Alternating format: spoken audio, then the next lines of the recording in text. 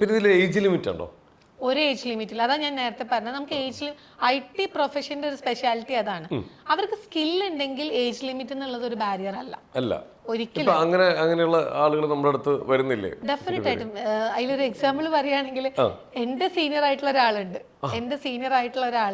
ആളൊരു 10-15 വർഷം ഗ്യാപ്പ് ഇട്ടു. കോഴ്സ് കഴിഞ്ഞു, ഒരു 10-15 വർഷം അത് കല്യാണം എല്ലാം കഴിഞ്ഞ് കുറച്ച് ഇഷ്യൂസും കാര്യങ്ങളൊക്കെ ആൾക്ക് ഉണ്ടായിരുന്നു. ഫാമിലിയിലായിട്ടും കല്യാണത്തിന്റെ കേസായിട്ടൊക്കെ ഇഷ്യൂസും കാര്യങ്ങളൊക്കെ സ്ട്രഗിൾ ചെയ്ത ആളായിരുന്നു.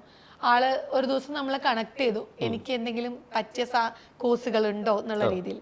അങ്ങനെ ഞങ്ങൾ ഒന്ന് വരൂ, ഡയറക്റ്റ് നമുക്ക് വന്ന് സംസാരിച്ചു, ഒരു കോഴ്സിലേക്ക് എൻറോൾ ചെയ്തു. ആ കോഴ്സ് കംപ്ലീറ്റ് ആയി. ആള് ഇപ്പൊ 2 വർഷമായിട്ട് വർക്ക് ചെയ്യാണ്. സക്സസ്ഫുൾ ആയിട്ട് ആളുടെ ഞങ്ങൾക്കൊരു പ്രോഫിറ്റ് എന്ന് പറഞ്ഞാൽ ഞങ്ങളുടെ ഒരു സന്തോഷം, അല്ലെങ്കിൽ ഞങ്ങളുടെ ഒരു ഓരോ ദിവസവും അത് മുന്നോട്ട് കൊണ്ടുപോകാനുള്ള ഒരു കരുത്ത് എന്ന് പറയുന്നത് ഈ പ്ലേസ്മെന്റ്സ്. അപ്പൊ അതിൽ ഇങ്ങനെയുള്ള കുറേ കാര്യങ്ങളുണ്ട്. അപ്പൊ ആള് ഇപ്പം ലാസ്റ്റ് വീക്ക് എൻ്റെ അടുത്ത് വന്നിരുന്നു. അപ്പൊ എന്നോട് പറഞ്ഞു, നല്ല ചേഞ്ച് എൻ്റെ ലൈഫിൽ വന്നിട്ടുള്ള, എനിക്ക് ഭയങ്കര വാല്യൂ ഉണ്ട് ഇപ്പൊ ഫാമിലിയില്. ഹസ്ബൻഡിന്റെ വീട്ടിലാണെങ്കിലും എൻ്റെ ഫാമിലി എല്ലാവരും എന്നെ ഇപ്പം ഒന്ന് മനസ്സിലാക്കി എനിക്കൊരു വാല്യൂ തരുന്നുണ്ട്.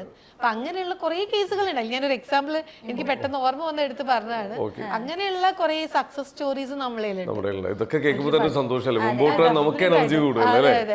അങ്ങനെ വരുമ്പോ നമുക്കൊരു എനർജിയാണ് അടുത്ത പ്ലേസ്മെന്റ് വേഗം കൊണ്ടുവരാൻ വേണ്ടിയിട്ട്. നമുക്ക് ഇയർ ഗ്യാപ്പ് എന്നുള്ളത് സ്ത്രീകളെ സംബന്ധിച്ചിട്ട് വളരെ ഒരു പ്രശ്നമുള്ളതാണ്.